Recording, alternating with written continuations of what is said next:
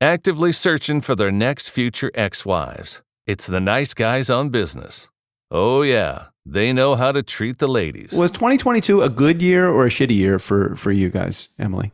It's like a chocolate covered coffee bean. It's like really good and delicious while you're eating it, but then like at 2:00 in the morning, you're like, "What is happening?"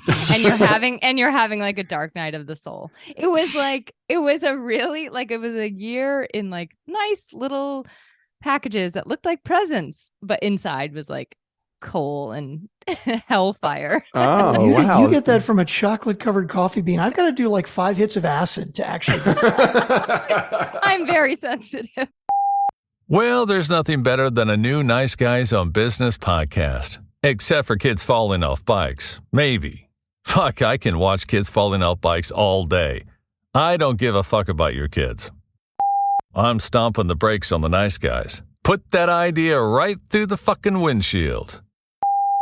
Skip the Nice Guys on Business episode today. Oh, that's a hard no. Most days, they take their meds. This is not one of those days. Welcome to Fuckery with the Nice Guys. No interviews, no business content. Just your two favorite slack-jawed mouth breathers ranting about whatever. Now, strap yourselves in for Nice Guys Fuckery with the kings of fuckery, Doug Sandler and Strickland Bonner. Thank you. I have to know one thing. How much would okay, Emily, I'm going to start with you because you're new here. Because you're new. I'm nervous. in your wildest imagination, how much money would you spend on, let's say, a bathtub or a faucet?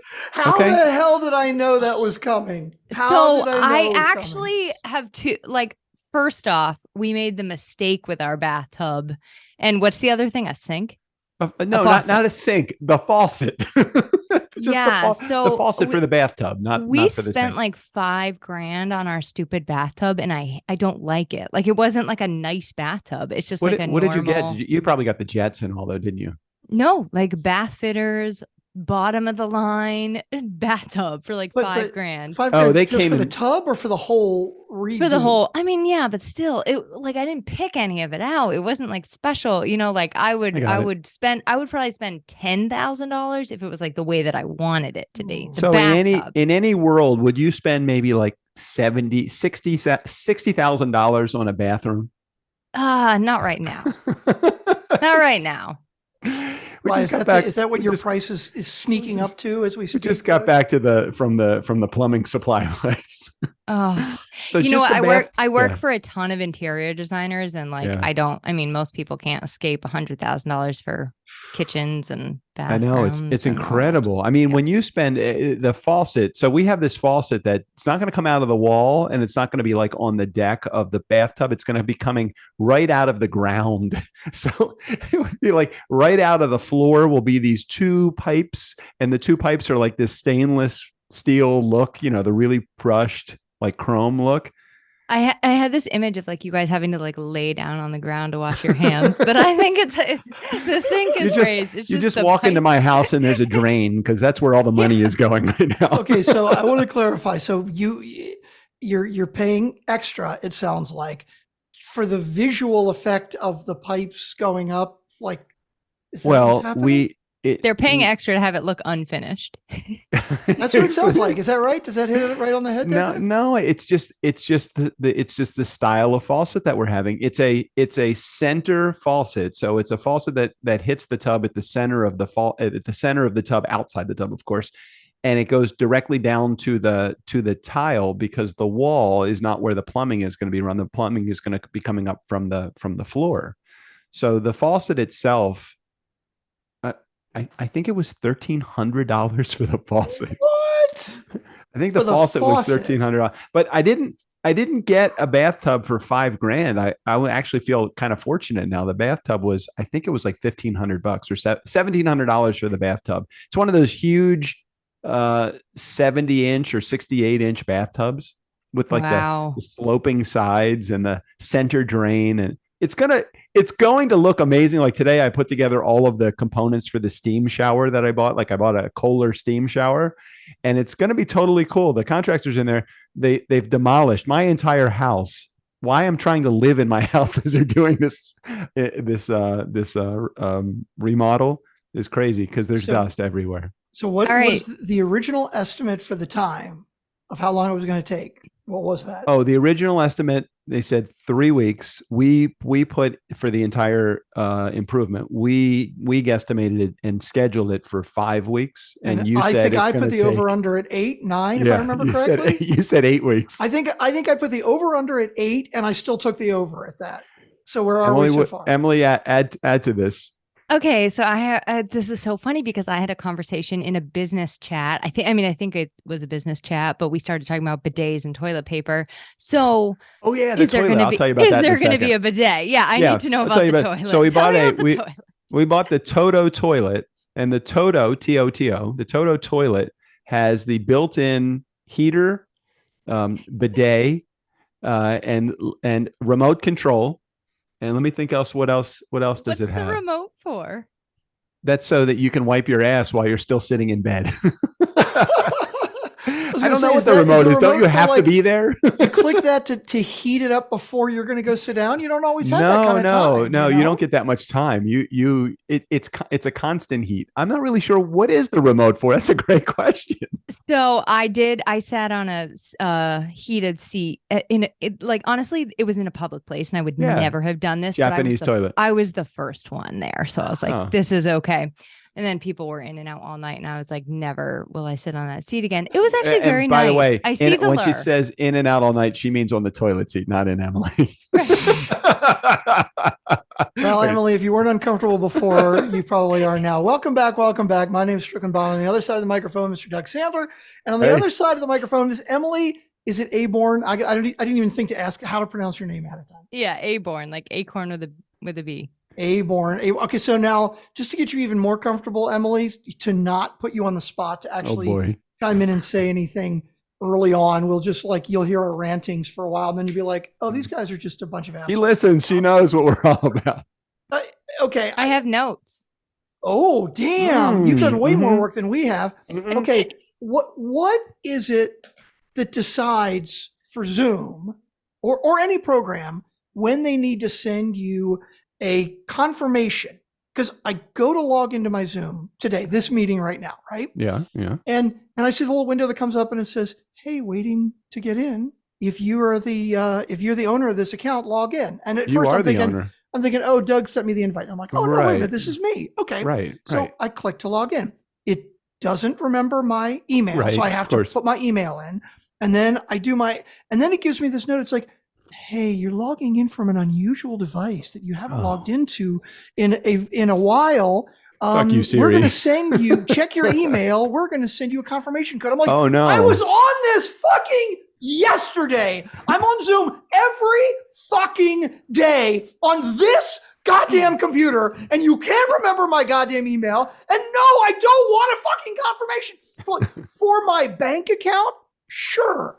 Once a week, once a month, you want to make goddamn sure it's me? Absolutely. Nobody's going to steal my fucking Zoom. I'm sorry. Nobody gives a fuck about my Zoom account." Emily, welcome to the show. Fuck? I'm just annoyed. Well, I have a question. I mean, do you have a password saver on your computer? It seems like this is. It's not about the password saver. Easily overcome. I don't know. No, with this one, I don't even think it is about the password saver. Yeah, I think it still would have said, "Hey, you haven't logged in a while. It's been at least 22 hours since you." I don't understand that either because why sometimes does it do that and sometimes it doesn't, and for no good reason other than maybe is it an upgrade that it did and it needs to make sure that it's still you? Are you at a new ISP address? Is there anything that is new? And by the way, ISP, I was just showing off for Emily. I have no idea what that actually means. Oh, I'm like, I don't think that's what it's even called. Oh, shut up, Emily. ITV. What? I don't know what it's called. And I get that, every once in a while, maybe it times out after a month. It's like, you know what? It's been like Gmail, right? I'll be in my Gmail constantly, and maybe once a month it'll be like, "Hey, we just need to verify it's you." And I'm like, cool, all good, right? But even for my Gmail, they don't go, we're going to send you a code. I'm like, my Gmail's way more important than my Zoom account. Like, I'm just annoyed. Sorry. I mean, have you ever witnessed a Zoom bomb though? Like that I was in one in the beginning. I was in a town meeting where somebody Zoom bombed it, and it was probably the best day of my life, but the town meeting people did not appreciate it. I was like, this is amazing. This is definitely good entertainment. You never know what could happen. So, Emily, now that we've had both of our rants, why don't you tell us a little bit about who you are and what the hell made you think that you wanted to come on with us? What compelled you to want to come here? I think I'll start with why I wanted to come on. So when I listened to your show, like I love the show Smartless. And I feel like you guys are kind of like Smartless without the famous people. Like you get to just have fun, but there's nobody like talking. You know, you don't bring Giselle on or like anything like that. So that I was listening and I was like, in my head, I'm like live tweeting while I'm listening to your podcast. And then I was like, ooh, that sounds so fun to have co-hosts. So then I just asked if I could be your co-host for a day. I love it. I went and listened to a couple of your episodes and like you do mostly solo stuff. And I'm like, I couldn't fucking talk like cleanly for 20 or 30 minutes. Like, well, myself. I do like massive outlines for myself. So it's not just, I mean, I couldn't do that. I probably could, but nobody would want to listen. That'd be a stream of consciousness. But thank you for saying that. That's super, super nice of you. Yeah. I have gotten away from doing as many interviews and trying to do more solos just because I have more fun, but my listenership goes down when it's just solos. So I think that's kind of telling me everything I need to know. Hey, lay off the solos, Emily. Time to lay off the fucking solos. It's like cut in half. So why don't you plug your show? Because I mean, apparently we get some listeners. Maybe they'd want to switch over and listen to you too. Go ahead and plug your show. I would love to have them. Doug was on there recently, it's like a favorite episode. People love it. So it's called She Built This, and sometimes we have right, Strick. She built this. That's me. Totally me. Built this, yeah. But it's like made, it's for women entrepreneurs. But I always like to say it's also for the people in their life that support them, because I have a bunch of guys that like to listen and just. I just cover everything that I'm curious about, I have a male female question for you, and it's not about the birds and the bees or anything like that. I'm just curious what your spin on it is, and I actually want to know, Strickland, what your spin on it is, because this will help determine how much masculine energy versus feminine energy that you probably have. But Emily would be a very qualified person to answer these series of questions. But I'll start with one. Let's pretend for a second that you have an empty kitchen drawer. Okay. Did I say the word right for you? Drawer or drawer? Drawer. I say drawer. Yeah. Drawer. Okay. You have an empty kitchen drawer. Is your role in your home to fill that drawer with as many things as possible, or is your role with that drawer to fill it with only essential items? What do you gravitate towards? What answer? I don't love drawers because they end up being a dumping ground. I like to clean them out. So if I had I'll keep like the dumbest stuff in drawers. Like I'll keep like one notebook and one pen. And it's like I never open the drawer to get the notebook and pen. So do you have a partner that agrees with that philosophy, or do you have a partner that likes to fill the drawer? Like I understand, I think from talking to JJ that men like to keep the drawer empty and women want to fill the drawer. Interesting. No, I think in our house it's the opposite. Yeah. Well, Jason, I don't know that might be a generalization, Doug. I think that you like to empty the drawer. JJ likes to fill it. I think that's Doug, why don't you tell her why you have an external ice maker that I bought you as a house gift? Because I have no room in my freezer for fucking ice. But don't you have an external freezer too, right? You have a chest freezer? I have two. I have an external freezer and I have a deep freezer, a chest freezer also, and I can't find a spot to have an ice maker. So Strickland had to buy me an external ice maker to make ice cubes for my drinks. Yeah, so is this JJ's filling? Yeah. Oh, interesting. Exactly. Yeah. Exactly. So at our house it's the opposite. Basically, I'm the emptier. His freezer has an ice maker. I'm sorry, freezer has an ice maker. Yeah. The fridge freeze has an ice maker. Yes. It was taken out to make room for the stuff. That is correct. And the reason I even started this conversation to begin with was because in this bathroom improvement in my home, they are remodeling basically it's the entire room that they're remodeling, although the basis of the room is not changing. The closet space is. So we're building a built-in closet, and we're taking away half of the closet we have now, and I'm going to get the other half of the closet, for which I actually have no space in my closet right now that I can consider my own, because it's taken over by all of JJ's stuff, because I have less stuff. She's got a lot of stuff, and she likes to fill the closet with stuff. So I said, for the new closet, I said to her, this is how I started the conversation. I'm so excited when I get this new closet, I will get to keep it as empty as I want to keep the closet. Right. And she said, well, if you have extra space, could we put like blank? I said, no. right. No. If you have extra space. No. I said, no, if I have extra space, it's going to be empty. She said, even if you had like an empty drawer, because I'm putting drawers in my closet because you have a lot of hanging things. I have a lot of stuff that goes in drawers, unfortunately. I said, if there is an empty drawer, it will remain empty. It's empty because I want it empty, not because I want to fill it with stuff. And I was just curious what your response was as a female. Strick, I think that's like a very Zen principle of you, like the need to not fill empty space. Question, what's in the freezer? What? Everything. What do you mean? What's in the freezer? Like, everything. What does she fill it with? I'm just. Oh my God! Ours everything is so empty. Everything is in the freezer. There is nothing that isn't. Anything that can be frozen is frozen. Yeah. What's nuts to me is I used to be in a house with 5 people, me and my wife and 2 kids, and we had a chest freezer, and it was never more than half full. I have no idea how JJ all by herself can fill an entire chest freezer. Let me tell you the benefit of having a partner that, and I love JJ. None of this is negative stuff. It's just the difference. Men are from Mars and women are from Venus. It's just kind of like, okay, this is how she is. And the benefit of living with someone that has this kind of trait is that literally at 3 a.m, if I woke up and I said, I want pumpkin chocolate chip cookies, gluten-free, that have, some sort of nutmeg icing on it, she could, within 20 minutes, put together this amazing, she's not like she's got to go to the store. She goes to the store for nothing. We don't have to go to the store for anything. And she can make anything happen. Our pantry, I have counter space for the things that I want in the pantry because there's no room in the pantry for my stuff. And from listening to a couple of episodes of Emily's podcast, I would say that is very much not her style at all. Okay. It did not take very long for me to figure out. Emily is detail oriented, everything in its place and a place for everything. That's my guess. I'm definitely not detail oriented, but I am I will wait until our refrigerator is empty to go grocery shopping.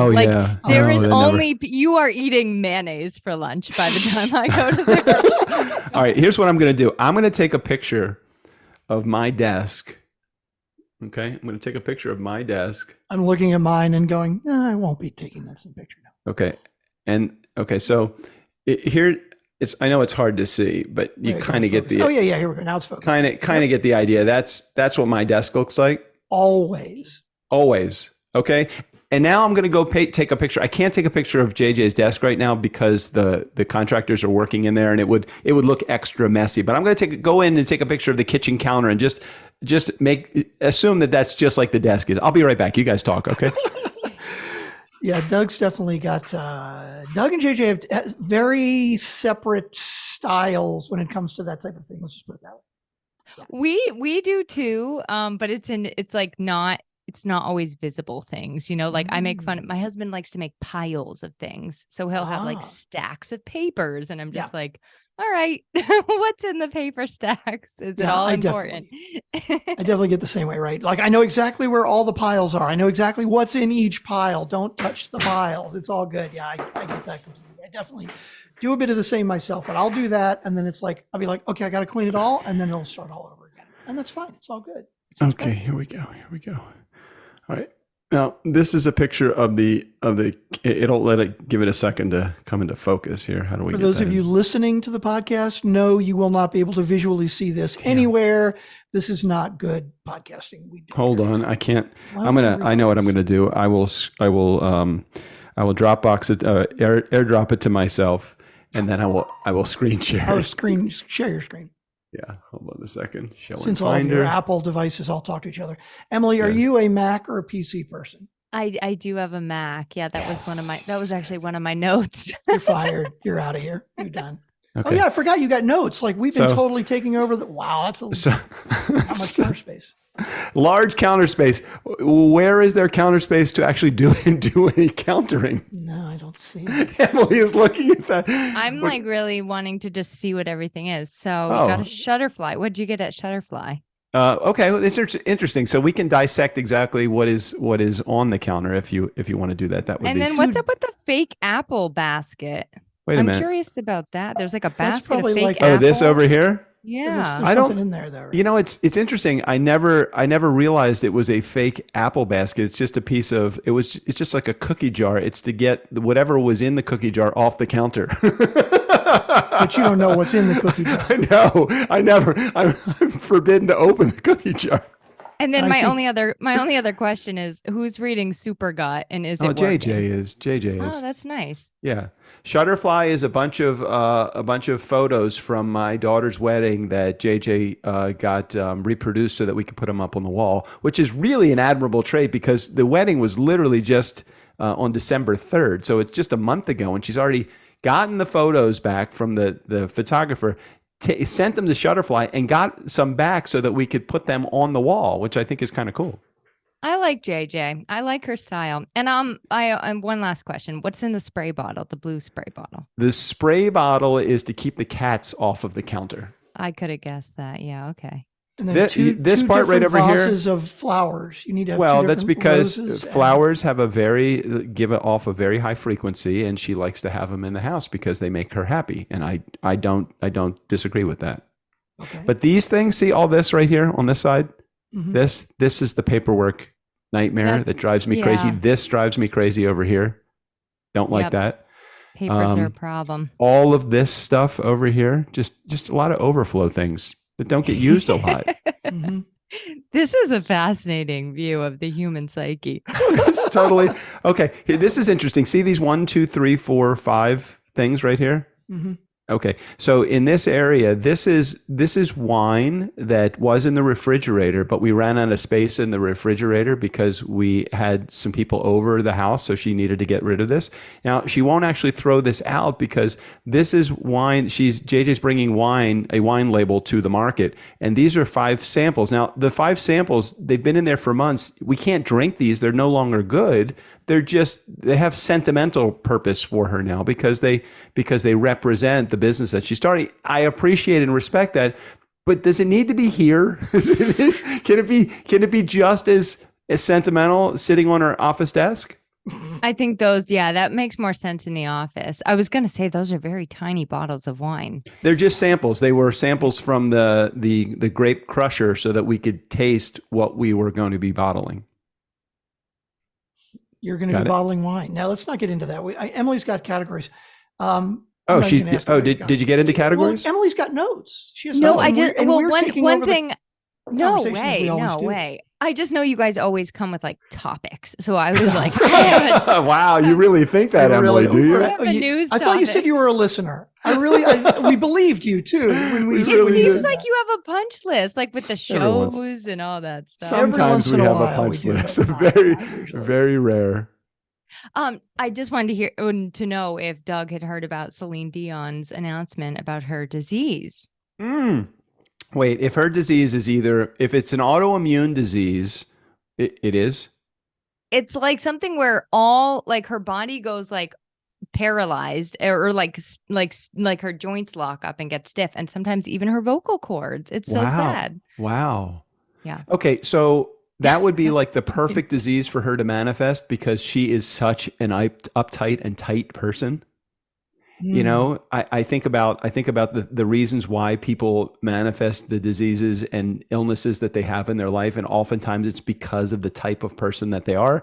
I don't know what that means about me. I don't know what that means about Celine Dion, but you know, it's amazing how the people that get these diseases oftentimes are very related to the symptoms. Their personalities are very related to the symptoms that they have. Okay, analyze this. So over Christmas, right. I had a bad cough, whatever. That's not the disease we're analyzing here. And through my coughing, I dislocated a rib. Oh, so geez. what does How that do you mean dislocate about a me? rib? How do you Oh, it dislocate is a rib? not fun. I would not recommend it. It's quite painful. And you can't do anything about it. They can't like go in and be like, we'll put a little cast on it. So you just Wrap have that to baby up. Yeah, you just have to wait. I went to acupuncture and I'm gonna go one more time. It really, really helped. But what's that, Doug? What did I manifest there? Wow. Let's think about this. Well, let's go back to biblical days for a moment. So you broke your rib, or you dislocated your rib. The rib is actually the body and flesh of Adam. Now, what is your husband's name? Jason, right? Jason, yeah. Okay, so it's the body of Jason coming to life in you. What does that actually not say about you, Emily, but what does that say about Jason? That's a great question. That's what I think that you should be asking yourself. So I'll bring this to couples therapy. But I don't think that. I think that the rib dislocation is the byproduct of whatever you were manifesting. So what were you talking too much, breathing too much? What were you doing? What were you doing exactly? I think I was breathing too much for sure. Were you breathing heavily for too long a period of time? What were you doing exactly? Mostly just coughing for 10 days. All right, so let's talk about the coughing thing. What were you trying to? Okay, here it is. What were you trying to expel out of your body? What are you holding on to, Emily, that you need to let go of? That's a great question. I'm going to journal on that tomorrow morning, and I'll get back to you. I like this. Okay, listeners, this has been the Home Improvement and Manifestation Show on the Nice Guys on Business today. So far, so great. I think we're doing great. Hey, Strickland, I sent you an email. This is one of the best things that you could possibly get in an email. Your payout of $7,584.60 for TurnKey is on its way to you. That's a great email to get, right? When you get those emails from Stripe. Oh, is that the one? Okay, because I'm more like, why am I getting this payout? I'm like looking that up. I don't know why we're getting that payout, but I will be happy to take that. If we get emails like that every day. Oh, so that's your email from Stripe. That's not me personally that I'm getting. I don't know. Do you have a personal Stripe account? I don't. I have one through TurnKey. So that's just good. I just thought when I got that right before I logged on today, I'm like, oh, I'm going to forward that to Strickland. And then I'm like, oh, well, I want Emily to be able to see it too, because that's kind of a fun thing to be able to share with your friends. It's a great thing. So this is something I actually did have a question for you in your last show, because you guys bring this up a lot, like your money through the podcast. So maybe you should tell listeners that haven't heard in a while, or myself, like, how are you getting that payout? Where is that money coming from? And Doug is pointing to me because he's drinking. Strickland? That would be TurnKey Podcast Productions. If you've got a podcast, we'll produce it for you. If you don't have a podcast, you need one, we'll create it for you, and then we'll produce it for you. And what's the best model? Right, there you go. Subscription model is the best model. The best model under the sun, Emily, is called the subscription model. It's the razor and razor blade theory. Let's get our clients who we love and we appreciate and respect. Let's help them build a podcast. So that would be the razor. Okay. And then once they've got this razor, well, it's going to dull every once in a while, or it's going to need improvement. So they need the razor blades too. So they need the production. So let's help them to do this thing. And then let's maintain the thing.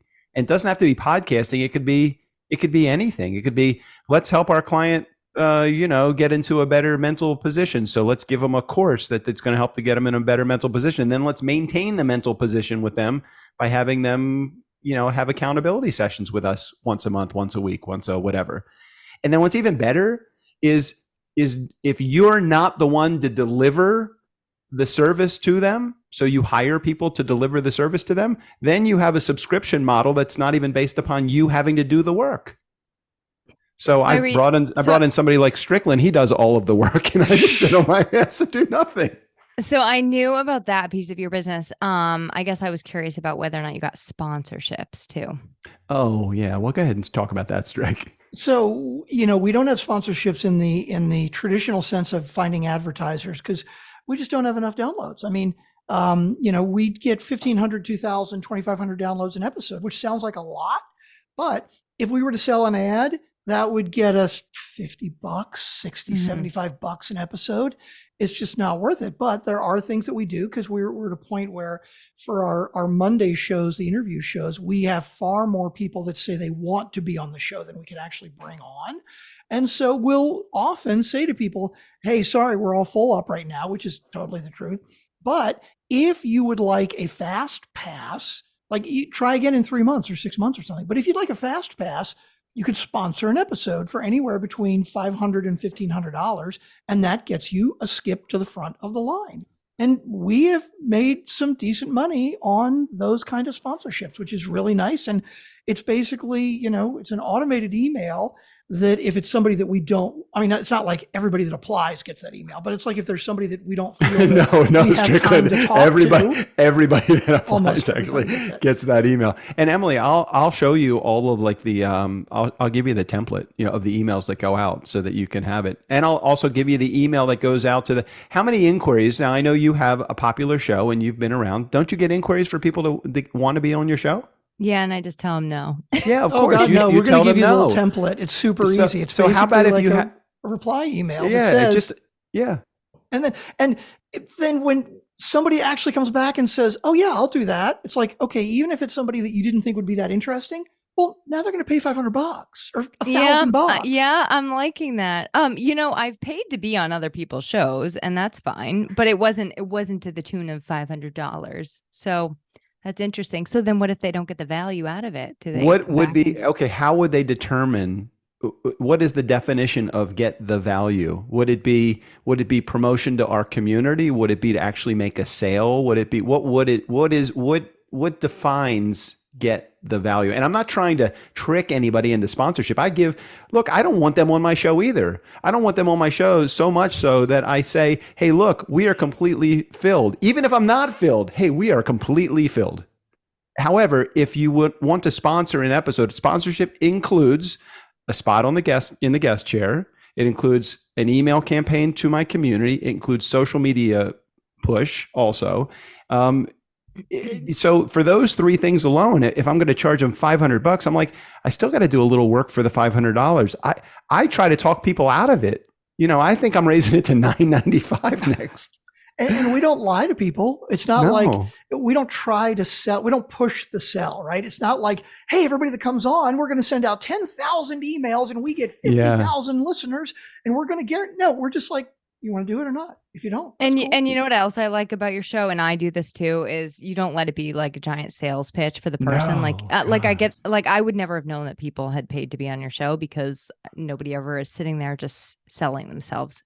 That's the fastest thing to get me to stop listening to a podcast. Right. And that's actually one of the pre-qualifiers too. It's like, hey, we will do this, but this is not going to become a sales pitch for you when you get into the guest seat. And I think that my guests very quickly understand even before, and I don't have any preliminary meetings with them or anything. Literally the first time I'm talking to them is when they're about to get on the show. And I say, hey, look, before I hit record, I just want to let you know that let me do the selling for you because my community doesn't know you. So if we're going to pitch something, let me pitch it. So what would be successful for you? What do you want my audience to do? And, give me one thing. Don't give me 10 things. You can't jam 7 things in a $500 commercial, and you don't want to jam 7 things into a $500 commercial, one thing and one thing only. And I don't think we've ever had somebody come back to us that said that the one person, Mantra Munchies, but that was like one person came back to us, and that was because we basically said, the food looks like shit, but man, it tastes really good. And she got really mad. She said, people eat what they're eating. What did she say?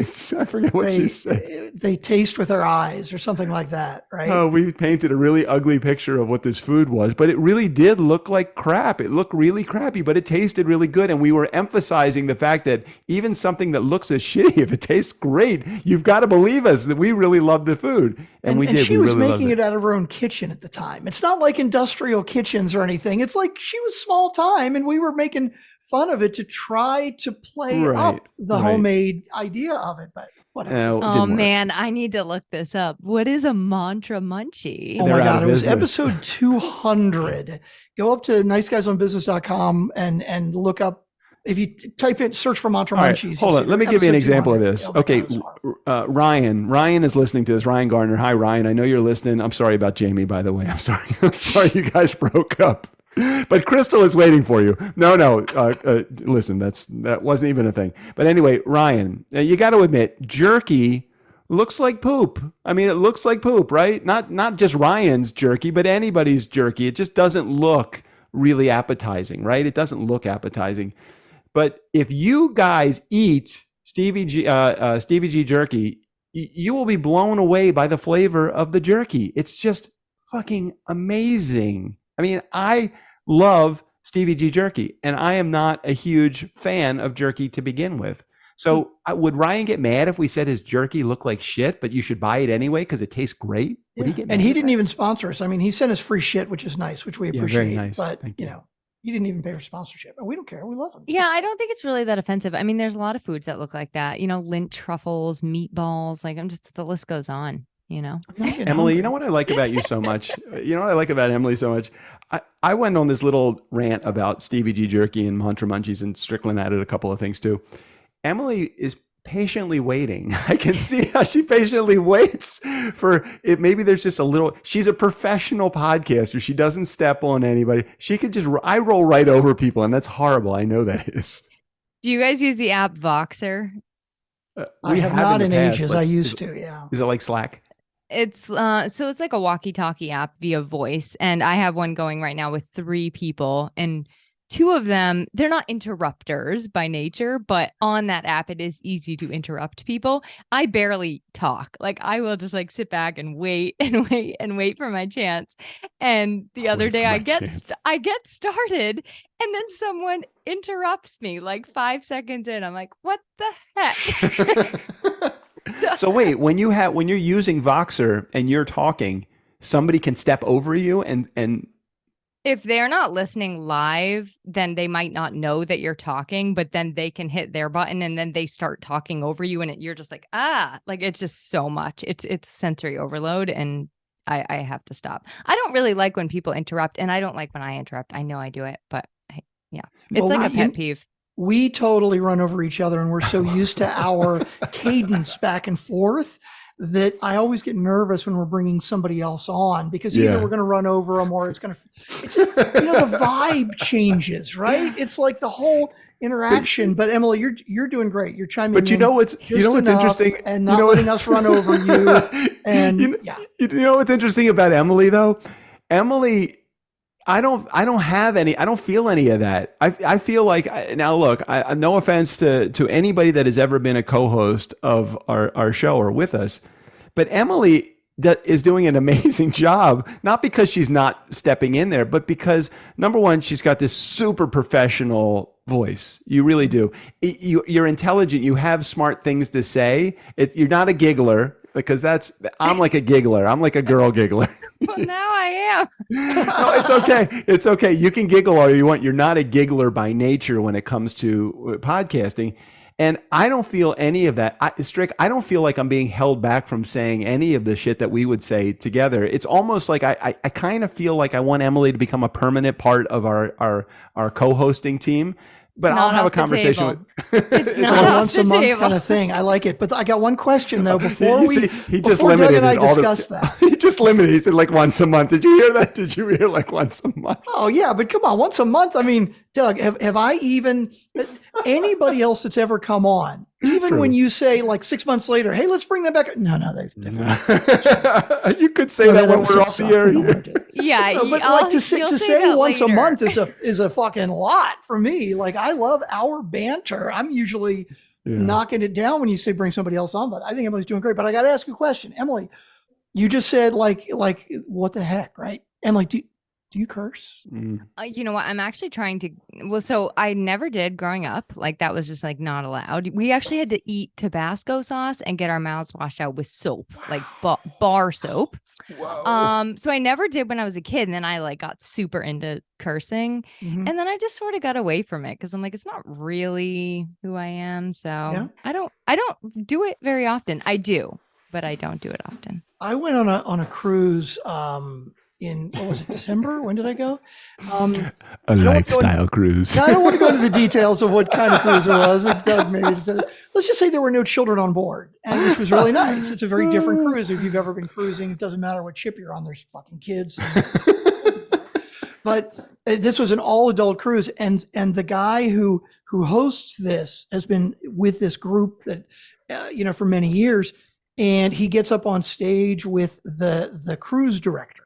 And the cruise director has been with Royal Caribbean for like 19 years or something, right?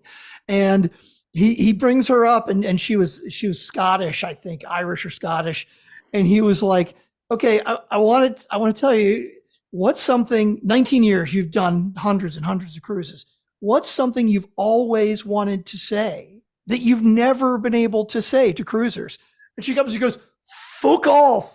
Freaking fuck off. Like, you can't say that when you got kids, right? I'm like, that's fucking brilliant. Was it a celebrity cruise? Okay, wait, did you get seasick? Do you get seasick? You know what's funny? I used to get seasick on cruises, but I found this, JJ, I love this. I tried the meds, like it just totally puts me to sleep, right? Yeah. And I tried like the pressure point, that didn't work. But yeah. I got like an oil, like lavender oil or something, and you put it behind your ears. Oh my God, it worked great. I was amazed. I was not expecting it to work well, but it's something to do with your inner ear balance, and it worked great. Yeah, I really enjoy it. Why, do you get seasick or do you like cruises? I do. I get seasick like in the car, well, motion sick. So I think I haven't been on a cruise for this very reason, but I've heard that you don't get seasick on cruises, but I don't believe it. And then I'd be like, knowing me, I'd be stuck there for like 7 days and be like, what do you mean?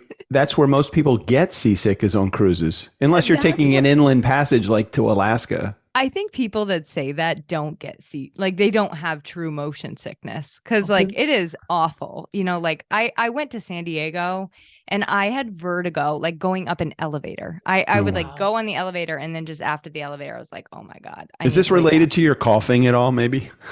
No, this was you need to let go of. Is there something in there you need to let go of, Emily? Yeah, we'll analyze the vertigo later. You have anything else on your list of topics, Emily? You have anything?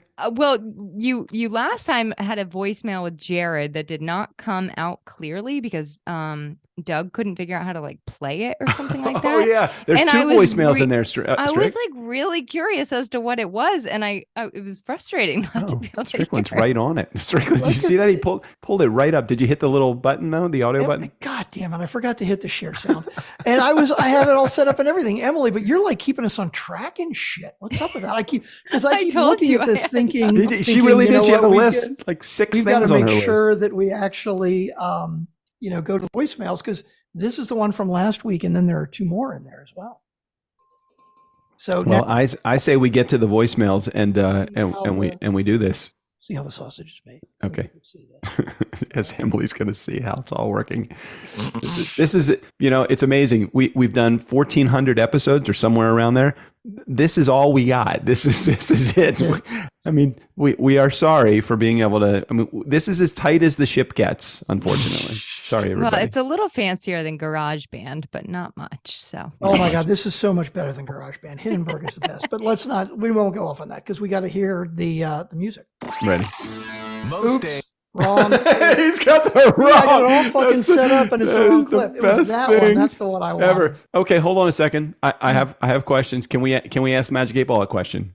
Sure. What do you want to ask? Okay, Magic 8 Ball. Are all 3 of these messages from Jared? Are all 3 of these messages from Jared? So notice that I didn't say, is it possible that all 3 of these? I just because that's a whole different thing. It probably would be possible, but Magic 8 Ball, are all 3 of these messages from Jared? Okay, well, and that's the important thing, of course, with the Magic 8 Ball, is that you have to answer a very clear yes or no question. Where the hell is this Magic 8 Ball? Like, why am I not seeing it? You are seeing it. It's the digital version of the Magic 8 Ball. This is our digital version of the Magic 8 Ball. Get on playing. All right, we ready? Here we go. Let's ask. Here we go. Does Doug like hand lotion? Oh, hell yes, he does. So that's a big thumbs up. All right. So I guess Magic 8 Ball thinks all 3 voicemails are from Jared. Yeah. Hold on a second. Can I ask one more Magic 8 Ball question before we get to the voicemails? Okay. Magic 8 Ball, will Strickland have a conversation with me about not allowing Emily to come back on as a co-host after this meeting is over? You like that one, Emily? That one's that's happening. Okay. Well, I mean, I don't know what the yes. I won't tell the truth right now. I don't want to say because we're going to let that Magic 8 Ball answer. Here we go. Okay. I'll tell you what. If you guys become Republicans, you can do it. Oh. Yeah, I guess that's a big fat no, then, isn't it? Yeah. So that's good. So Emily, you get to come back. No. That's good. That's good. According to Magic 8 Ball, you'll be back, Emily. Emily, did you want to ask Magic 8 Ball any questions? I want to ask Magic 8 Ball if 2023 is going to be better than 2022. Will 2023 be better than 2022? I know it's a subjective question, but I think Magic 8 Ball can pull through on this one. For who? For you? The world. Oh, for the world. Okay, well that's the big picture. Okay, big picture. Got it. You are so giving and caring, empathetic towards the compassionate towards what the world needs. Selfless. Yeah. Okay. Here we go. Will 2023 be better than 2022? Here we go. Ooh, I'm gonna have to call you back on that one. No, don't call me.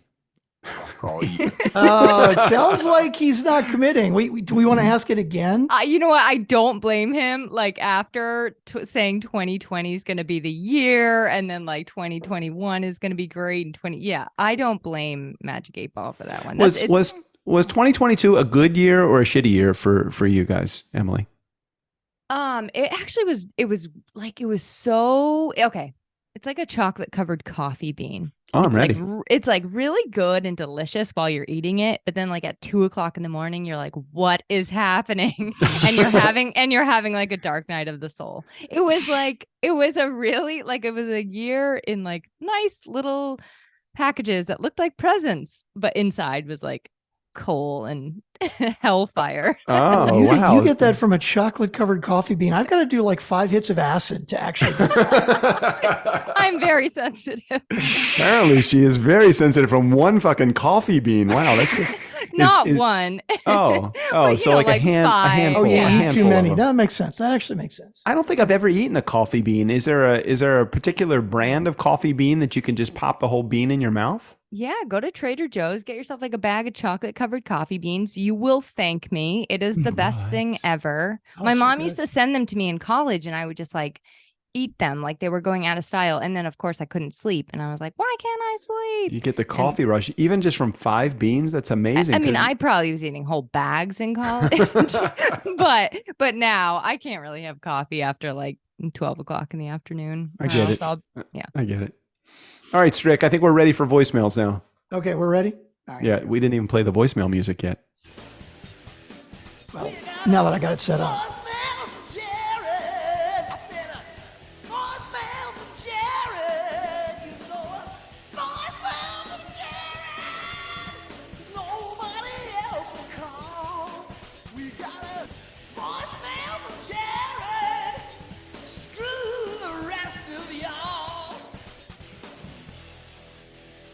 Boom. Doug, you're not going to chime in. Who sings that? You know, we can't find is that Winter? Why are you showing us Winter? It's Winter. He is the cool cat. See the GPS on his collar though? I see. That's cute. Where did we get that? Fiverr or somewhere? I can't remember. We basically paid somebody to write that song. We don't know who the singer is. Why do you? It's like that 80s hair metal thing. Is it good, bad, or indifferent? What do you think? It's a little offensive, isn't it? Offensive? It's a little bit. I mean, if you're everybody else in the audience, it is, but. So you're saying it's not offensive to Jared because it's got his name all over it. Well, exactly. Jared has earned the privilege of having his own voicemail. His own bumper music because he is the only one pretty much that leaves us messages. I mean, Erica will every once in a while. Tim used to. Sean used to. But it is Jared's show. He's almost like did you ever watch the David Letterman show where they would have the Hello Deli, the guys from there? I think it was Siri Jewel and Mujibar, I believe were their names. You remember that, Emily, or are you too young for that? No, she's too young. Never. Sorry. Everybody's too young, Doug. We're fucking. Do you remember before after David Letterman, remember Jay Leno took over the David Letterman show? I know of Jay Leno. Were you alive when Johnny Carson was on the air? Yes. Okay. I think. I feel better. I'm gonna research this later. Who is Jared? Oh, Jared was he's a guy who was a listener, and we told people to call in, and he started calling in, and like he calls in all the time. I mean, literally, we don't know him. Have you met him, Doug? Have you met him? You're like an early stage Jared, right where you are, Emily. That's where you are. You're early stage. Of course, I'll met Jared. I'll be calling in and get my own theme music very soon. Oh, that's what I'm talking about. So, but I've never actually met Jared in person. I mean, Jared, seen him on video. you've got to correct that. Jared and I we've buddied up together. We've hung out. We've gone carousing. We've done what we need to do. I didn't realize that. Well, wait. Who did you go? When did you get to hang out with Flat Doug? When was that? Flat Doug was that was Jenny and Marcel and Tim. That was when I met Tim. I did get to meet Tennessee Tim. Yeah. Okay. Yeah. Anyway, let's get to voicemails. We know the first one is from Jared, because we started it last week when you had the dreaded Jared loop of hell that you couldn't figure out the tech end, but that's why I do. Well, I appreciate you letting me off the hook and dumping the voicemail. So now we're going to actually hopefully play. I'm assuming this is a voicemail from Jared. So even though I didn't interrupt between the voicemail from Jared theme song and voicemail number one, somehow there still was 5 minutes of airtime between us. Did Emily start that or did you? Well, no, I just asked who he was. No, it's like Pavlov's dog, right? Like you interrupt me so often, I'm ready for it. Emily, is playing the role of Jared? I mean, does that seem like that's a role that fits for you? Would be playing the role of Emily? Is Emily? I don't call anyone though. Is the thing. I really don't like the phone. So no. That's so not gonna work for me. What Jared is to voicemails, you could be to co-hosting. I like that. That is a role I can get into. Yeah. I wonder if we could have like an Emily segment, it could be like an every week thing, but even a pre-recorded, so she didn't actually need to show up and do anything. I think the interaction. I think she probably likes that though. You like that? You like that? I do. I do. I wouldn't have asked to be part of this if I didn't. I was really surprised when you said you wanted to be a part of it. And then I thought maybe you were pulling my leg for a second. I'm like, why the hell would anybody ever want to put themselves in the path of this juggernaut? Why would you want to do that? Yeah. You guys really, I used to have a co-host and then I would say I kind of fired her or she kind of left me. I don't really know what happened, but we parted ways. And now I have a really good friend that I do love bringing back like quite often. And so I texted her like right as I was listening and I was like, you need to come back on my show soon because I miss you. So you really inspired me. Emily, if you ever need a co-host, even like a last minute co-host for your show, I would be more than happy to come on there. I don't even need to pitch anything. I don't actually want to pitch anything. I do that all day long. I don't want to, all day long. And when I say all day long, I mean 2 hours a week. That's actually what I mean. If you ever need a co-host for your show, you don't even have to change the name of the show. It could still be She Built This and, I have lots of men. Doug I have lots of men on my show. Okay, deal. No, I don't want to be just another man. I want to be an important man on the show. I mean, I don't want to just be like an afterthought every once in a while. Okay, deal. You got it. You get elevated status. Wow, Doug is all about Doug's love language is what is it? Specialness. Words of affirmation. Yes, words of specialness. Oh, yes. We did talk about that. Didn't we talk about that on your show? What your love language is, or was that not? Do you know what your love language is? It's so weird that you say this because I literally was just thinking about it yesterday. My love language is all of them. I'm pretty sure. Like I just think I'm just I think all of them. How do you best when you want to show your love to Jason? What is it that you do? You can't do all of them at one time. What's the thing that you lean towards the first? I would give him a hug or like, so touch. Yeah. Okay. I'm a big fan of that stuff, but yeah, really everything. Like when it comes to me feeling love, I feel like everything, except I hate when people get me stupid gifts. Like if it's a thoughtful gift or a thoughtful card or something, that means a lot. But I cannot stand just like junk gifts that they're like, I got you a bar of soap. You know. And what is maybe that is thoughtful. I don't know. Okay, so Jason's is what though? What is Jason's? Now you like splitting wood, making fires, acts of service. totally. Acts of service. Mm-hmm. And Strickland, I forget, we put yours in the words of affirmation? No, definitely touch and acts of service. And then words of affirmation after that. I was like 41% words of affirmation. I mean, I was, and gifts and acts of service were like the last thing. Like, I don't give a shit. Like, I don't want a birthday gift. I don't even want anybody to expect a birthday gift from me. That's how much I hate gifts and acts of service. But it's a hard word. So here's the interesting thing. Like, I want to give people words of affirmation, but it always sounds like I have a hard time. My sister-in-law called me out on it. She's like, why do you never say I love you? And I was like, I don't know, because I really feel it, but it just makes me feel really uncomfortable. Well, so then it's not. So maybe showing your love for someone in saying those words, maybe that is more of an act of service. So you can discount the words "I love you" if you're really good with attaboys. Attaboy, that was a good job. You did really good with that. Or catching people in the act of doing something right and telling them that they did something right. I still think that words of affirmation probably is one of your upper love languages. But the showing of love by saying "I love you," I have a tough time with "I love you" also, because I think that the words. Maybe you really don't love your sister-in-law and your brother. Oh no, I do like immensely. So that's the hard thing. I don't know. It just feels clunky. Okay.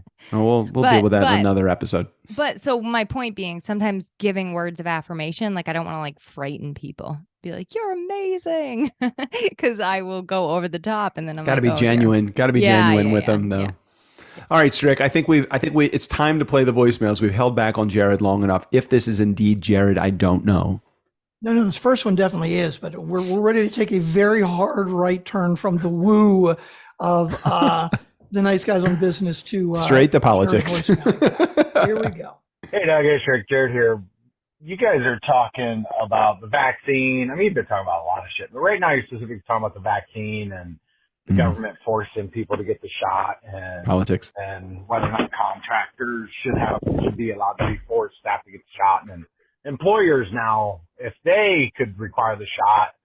And quite honestly, I don't think that any employer has any right or any business in my medical whatsoever. I mean, because now are you going to start forcing them to go to the doctor for their annual physical, or are you going to start forcing them to have a specific health care? I mean, you kind of already do that as far as what they pick, but usually there's plans within that.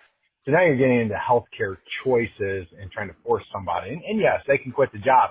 But what if you've been somewhere? I've been working for somebody for 20 years, and now all of a sudden you're going to try and make me get a vaccine or I'm fired? Seems kind of bullshit to me, but whatever. So I'm going to take the other side of that. So if that's going to be allowed, and I know you aren't agreeing necessarily with that, but it's something you're kind of, and that's more to you, Strick, because I'm sure, Doug, you haven't made it far enough, but I'm sure you're not that either. But what about, okay, if we're going to play that game, if you get the vaccine, you can't work for me. You're fired. Sorry, you got the vaccine. I'm not going to allow you in there because there's been different studies and evidence of shedding and things like that where that actually is causing COVID to kind of spread. And we're also seeing a lot of elevated cases of people in the hospital that had the vaccine, including within my own family. So I know firsthand that the people bringing COVID into my house is the one who got the vaccine. Nobody else. Every time it's come into my house, it's been through him. And anyways, that's just kind of a take on it, just a different standpoint, because if one of them's okay, the other has to be okay. If one's not okay, then neither should be acceptable. Anyways, guys, that's kind of my viewpoint on it, and I figured this would rile up a little more, maybe conversation about it. Anyways, love the show as always. Appreciate it, and even with politics, I don't mind. And oh yeah, you also got that in there about Biden, and I mean, this is kind of tied to that, but I wanted to say thumbs up for speaking your mind regardless of who it's about. But that's, I think, what I like most about you guys. All right. See you guys. Strickland is muted. He forgot how to podcast. Well, no, I didn't forget I had a podcast. I was being polite because I was eating. My daughter brought me dinner. I was like, perfect timing. We're going to play voicemails from Jared. I was saying, but thank you for actually paying attention and noticing that I was talking. And I was waiting for you to chime in on that. Anytime it's politics, I could really go either way on all of these things. Well, it's interesting because what I was saying was that I forced Doug to go to the doctor every 6 months because I don't want to do his job, and you can't fucking die the turnkey. But my personal opinion on that, maybe I didn't make it completely clear. Like, excuse me, the government. Are those Tyson's Anytizers anymore, or you're no longer eating those? I'm over the Anytizers. Over the Anytizers. They changed the flavor, and it's fucking horrible now. But I found HEB ones, and they're pretty good. But I've been trying to eat better, so I try not to. Are you making a joke at my religion? What, Anytizers? No, HEB. Heb. No, Doug, come on, you're Jewish. Heavy on the ish. No, the HEB is here. Everything's better. It is funny though. It's a whole Texas company thing. Nobody thinks about that, like making fun of the Jewish faith. I don't know. Anyway, like I guess what I was saying about the government forcing you, like if you have a government job, you have to be vaccinated.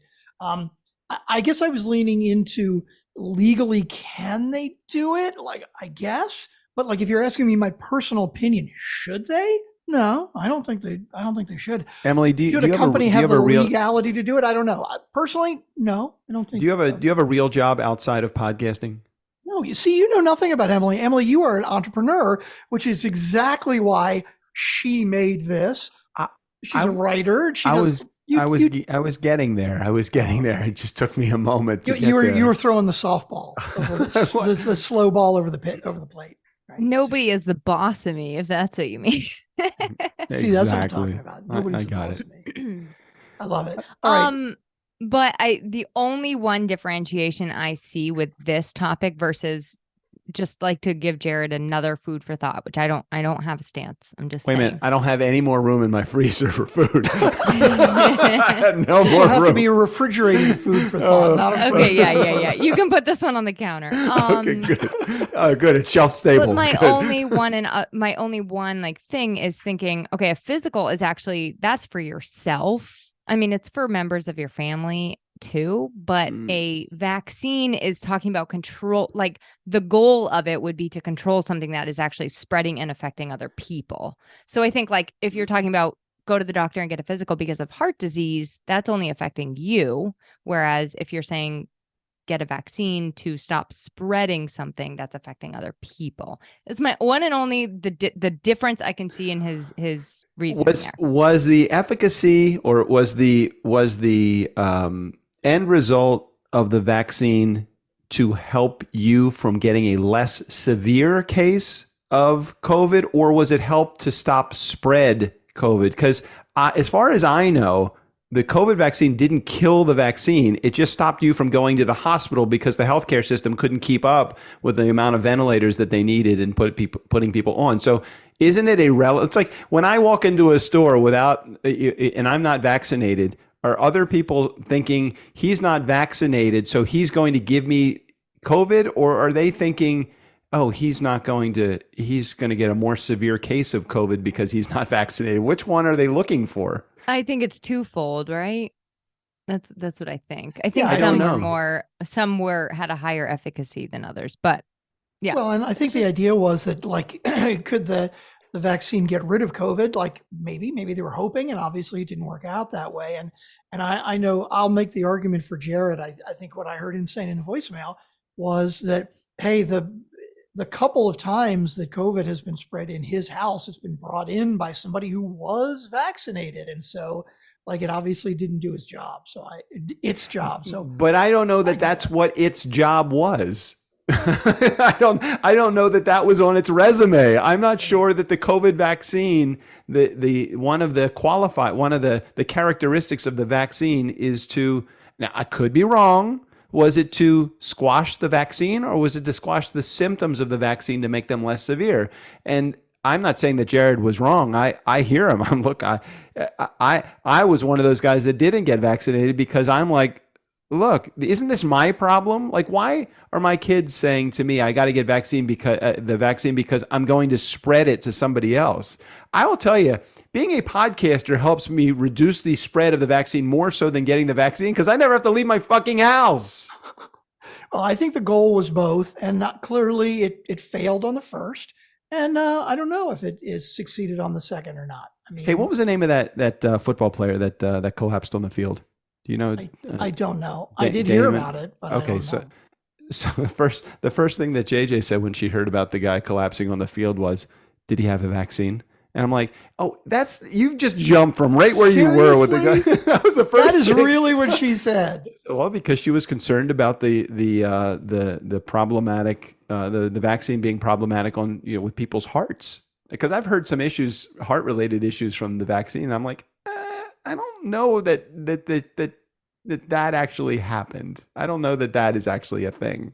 But I didn't know if you put any kind of weight in any of that at all. Personally, no. I would call that anecdotal evidence, and specifically because 2.5 billion people with a billion people have gotten this vaccine, and as far as I know, maybe they're covering it up. Maybe Bill Gates has put fucking computer chips in it and he's following us all around. Maybe the hospitals aren't telling us, but I find it hard to believe that with any large percentage there is any serious side effects, and the whole world, every country has agreed to squelch it. Let's not tell everybody this happened because of the vaccine. I would find it very hard to believe. So no, I don't believe that. But it is interesting that, because the first thing that I would say, it's funny because I read a comment today that, something is wrong. 24-year-old men shouldn't be having heart attacks. I'm like, no shit. I agree with that. But I wouldn't run right to vaccine. I would run directly to, he's a fucking football player, right? He's a center. What were they getting at? Well, I'm curious what were they getting at the same thing? I don't know what they were getting at. It was interesting because it was just a Twitter comment, but I immediately thought to myself, this is a guy who's a lineman for a football team, right? So he's probably 300 pounds or more. I mean, I think the average NFL lineman is around 300 pounds, right? And like all they do is fucking work out like crazy. And they probably take, if there are performance enhancing drugs that they could sneak by and not get caught with, I wouldn't doubt that they do that.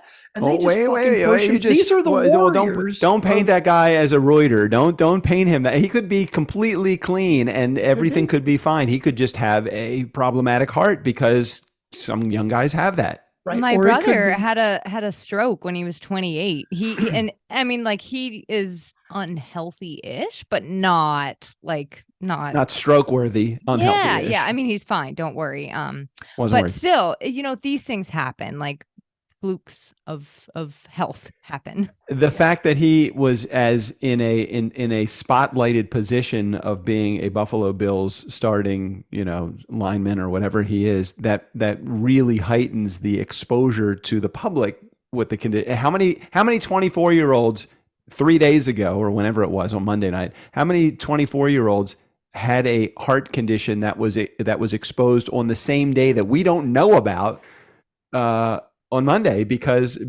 they aren't Buffalo Bills players? I bet there was somebody else in the United States that had a heart attack or had cardiac arrest on Monday as a result of something they did in their life.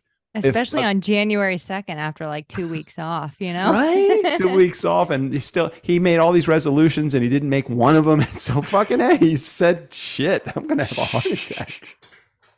It's a lot of pressure, these New Year's goals. I know, right? All right, we ready to listen to more voicemails? Voicemail number 2. We have 2 more. I know, and Emily's got to go to bed. Hold on. It's Jason. He wants in. Jason is trying to get in. Hey, Doug, it's Strick. Jared here. The only one who's coming in, Emily. About the vaccine. Sorry, Strick. Strick, you gotta unmute yourself when you're talking. And I muted immediately because I was ready to grab a piece of pizza. I jumped right. Jared jumped all over you. What were you saying, Emily? Oh, Sorry. I didn't say anything. I didn't have a good retort for that one. No, I didn't say anything either. Okay, here we go. Hey, Doug, it's Strick. Jared here. you guys are talking about the vaccine. I mean, you've been talking about a lot of shit, but right now you're specifically talking about the vaccine and the government forcing people to get the shot, and then isn't this the same voicemail? Should be allowed to be forced staff to get the It's shot. amazing. I think Employers that now, if they could require the shot, hold on. Wait a and minute. honestly, You know I what? don't. I'm visually looking at this. It is the same voicemail. You know what's so great I totally about didn't it? see that. I don't know how I didn't notice that. What's so great about it is that Emily noticed it immediately, and neither was like, do we Strickland or really have I'm eating to my listen pizza. to We're this just blowing again? right through it. I'm figuring he's just commenting more on it. I had no idea it's the same fucking voice. Like, no, we heard that like 10 minutes ago. I don't fucking remember it. Come on, it was a long time ago. Strickland, you better watch out. You're going to be replaced. So that's so great about that is I could get done with literally an hour, and we're about an hour now. So Strickland and I could have a great conversation. We could have no topics going into it, have amazing conversation, laugh a lot, have a great time. I will walk out of my office, and somehow at that door frame, amnesia hits me. And I don't remember what I talked about literally 5 minutes ago. And JJ will say, "What'd you guys talk about?" I'm like, I don't know. Yeah, we'll record at like 8:00 on a Thursday night, and I have to post that night, so it goes live the next day. So like, I'll walk away, do something, and like a couple hours later, I go to post it, and I'm like, okay, what's the title going to be? I'm like, I don't remember what we talked about. Shit. I'll have to go back and listen to some of it and figure out what the hell we talked about. We've been having the same conversation since 2014. We don't know what we talk about. We could have played Jared's voicemail every week for the last 8 years, with the exception of it's a topic that didn't happen 8 years ago. But we still would not remember. Didn't we play this last week? We've done that many times where we played the voicemail over again. Yeah, we have. But you know what's weird? It's because they're right next to each other. Visually, look at that. It's like, obviously, it's the same fucking voicemail. Identical. But we do have another one. Here, let's make sure we put this. Nope, that's shorter. Okay. I did that. Okay. You just measured it. Let me go ahead and measure that. And Sure. see Okay, here we go. Let's go for one more voicemail from Jared. Or maybe from Jared, maybe not. Maybe. Hello, guys. I'm leaving you a No. voicemail. This Erica. is Erica. And I'm recording this on the 30th of December, so I get to not only talk about 2022, but leave you a quick thing about 2023. Happy New Year, everybody. By the time you hear this or play this, it will be into the new year. But about 2022, I just want to thank you both for doing such a great job at TurnKey Podcast, producing my show, which I'll give a plug, The Entrepreneur's Cafe. And this has gone on now 2.5 years, and I really want to thank you for another year of awesome service. As far as next year goes, I'll make a prediction that 100% likely that he'll do an awesome job for me producing it for another year. So that's my only prediction I'm making, nothing else. Other than I like that she's more certain than the Magic 8-Ball. 90% chance that I'll love every episode you do of Friday Fuckery. 90. I had to think about that. Just coming up. The weekend you go to Vegas. Next I weekend. think you said you're going the weekend 13th. Mm-hmm.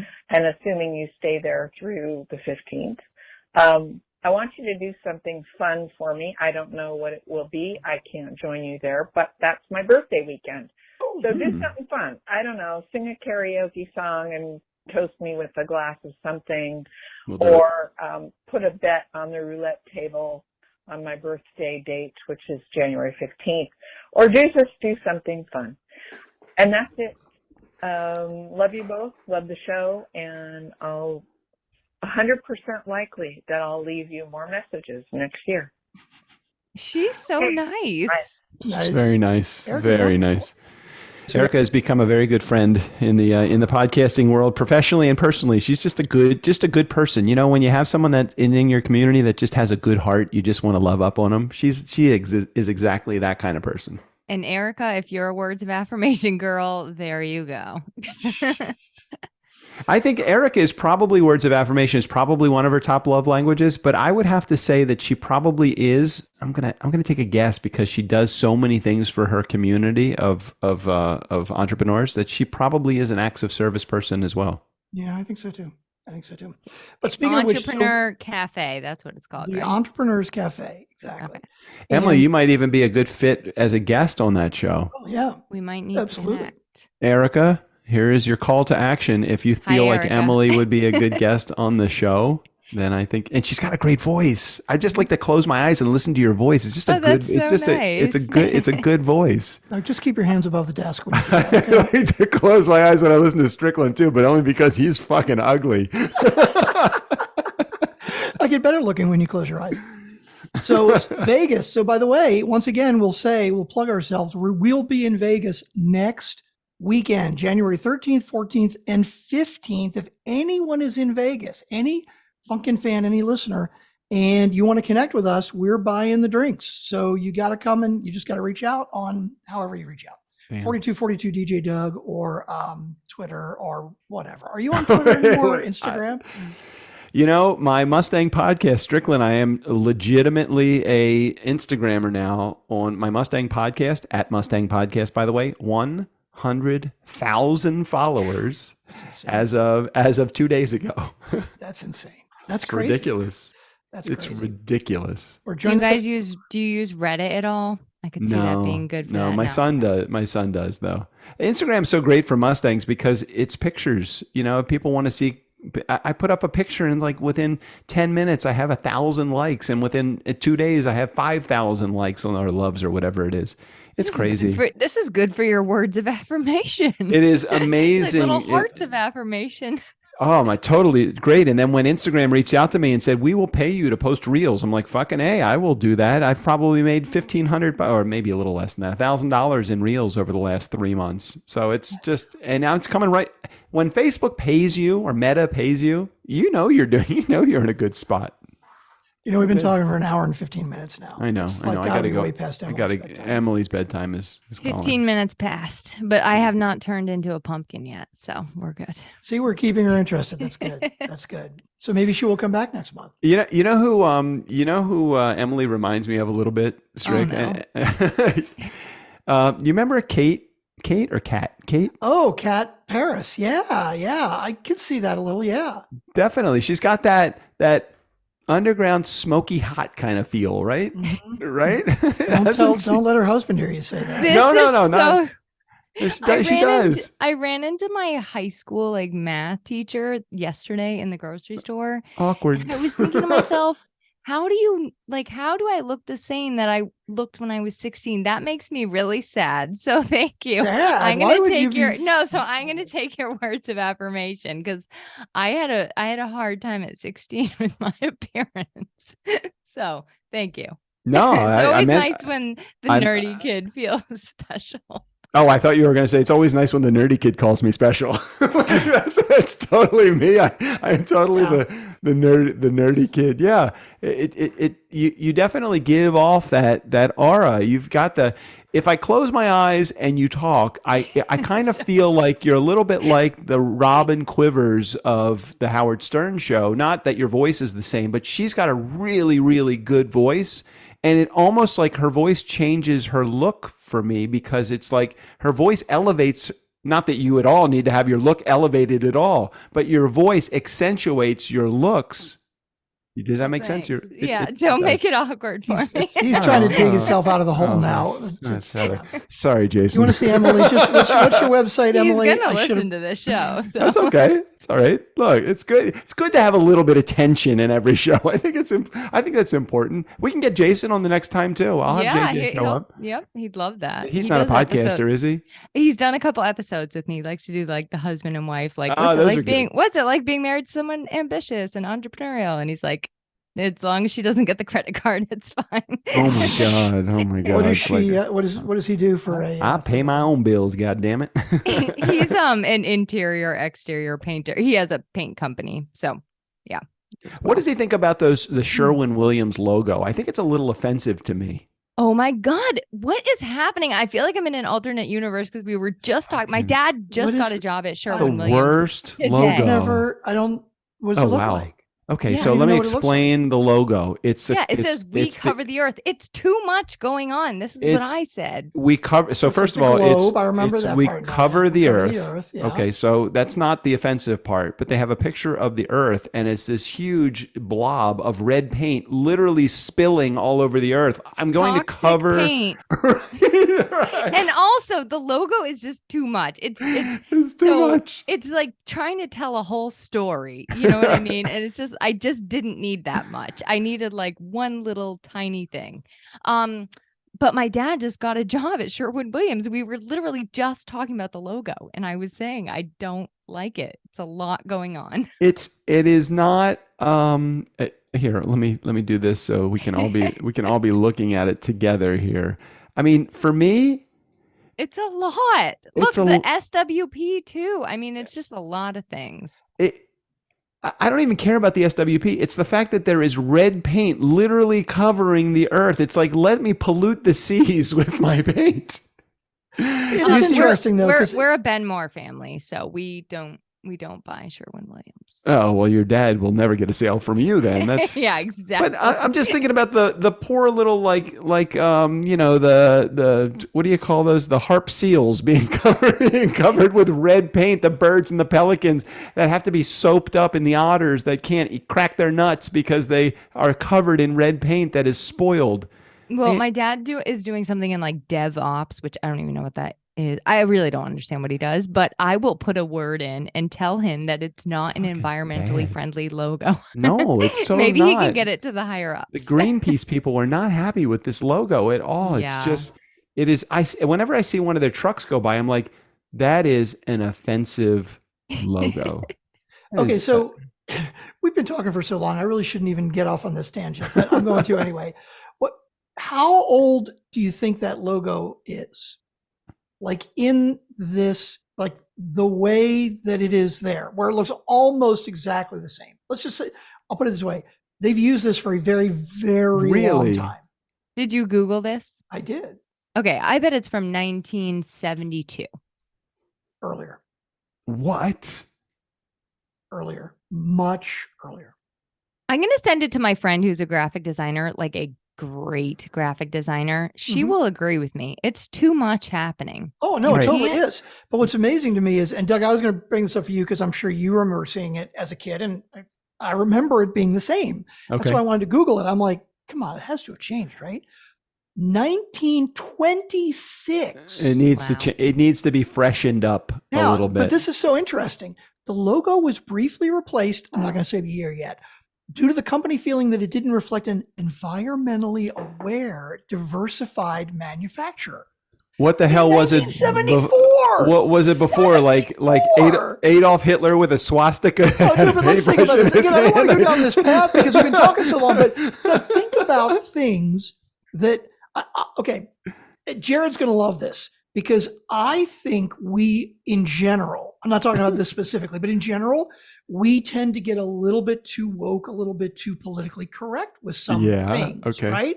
Now, Doug, have you ever, let's say 10 years ago, maybe 20 years ago, did you look at that logo and think that? I mean, I know I remember seeing it as a kid. I didn't think twice about it. I only remember seeing it as an adult and always thinking as an adult, this is an inappropriate logo based it always upon. Felt inappropriate even as an adult? It like just even 10 or 20 years ago, it felt. I don't remember it from 10 or 20. I think the only time maybe when I became aware, environmentally aware, the first thing I thought when I saw this logo is that is not an environmentally conscious logo. And not because I'm like a tree hugger. It's because that is literally red paint covering the earth, and that can't be good for the earth. Okay, but would you think that 20 years ago? Probably, years ago? Probably not. Right. Probably that's all I'm saying. I'm not defending Sherwin-Williams. I agree with you 100%. But the things that we notice and the context that we put things in. All right. So here's the only other thing I want to share with you. This is on the side of food trucks delivering food to grocery stores, and all I can see is a T put after the I here. And you guys will never unsee that. You will always think unfee, but it's not unfee. If there's a T after the FI, what does that become? Right. Unfit. Unfit. Now, Unfit. United Natural Foods, unfit. No, it's unfit. And if you put unfit on my food trucks, I am not buying any food from the truck store. That's a store that You might have a little bit of overthinker syndrome. Oh, okay, maybe. But I agree with you, Bonner, that like even thinking about I'm just gonna call you guys by your last name if that's cool. I thought that's how this goes. But no, all of a sudden she's putting a distance between us now. I Like, see that. I don't know this guy by his first name. I think last names are cooler. It's like Hey, Bonaire. well, hopefully that's how you say it.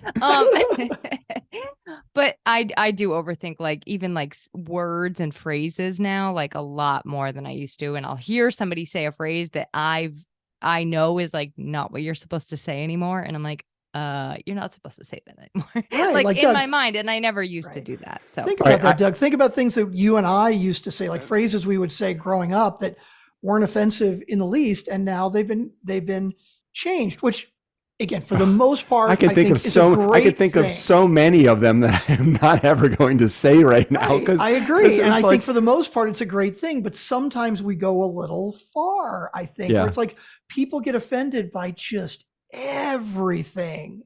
It's all, you know me, I play the balance. Like if everybody's on one side, it's like I've got to. Such a fucking dove. I mean, he is. If you were looking at birds, I would be the parrot. Strickland would be the dove. Emily, you might be like the owl, the engineer brain, or something like that. No, I think Emily might be like the eagle, the leader. You know, I'm the fucking parrot. I just keep talking. I don't care. I like to I don't know what my opinions are all the time until sometimes I say them and then I'm like, oh shoot, I don't think that's my opinion. That's not my opinion. Can I let me reverse that? I'm like a hummingbird. I'm like, okay, here's the idea. And then I'm like, goodbye. That was not my idea. All right. Winter is actually at my back door. I have to go, believe it or not. Okay. So before we go, EmilyAborn.com. EmilyAborn.com. Look up Check Emily. the link in the show notes. She built this. Of course, we're going to put the link in the show notes. Yeah. And we may have her back monthly if she'll have us. Sandler, Bonner. It was great. It's so funny. I get the opposite sometimes. I'll tell people, what's your name? Strickland. And they're like, no, what's your first name? Like, no, that's it. So, yeah, that's okay. Do you know the words to say to get us out of here, Emily? Do you have any idea what they are? I know that you have some, but I don't know what it is. You can just say, Steve O'Brien, take us out of here. That'll be fine. You can do it. Do it in some sort of sultry voice so people will actually listen in.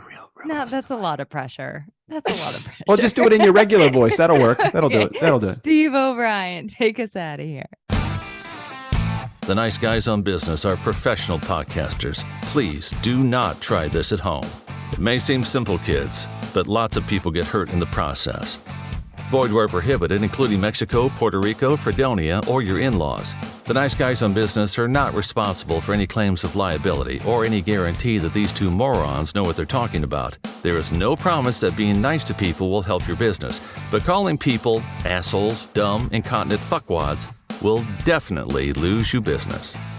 For any and all claims, shit in one hand and wish in the other, and see which one fills up first.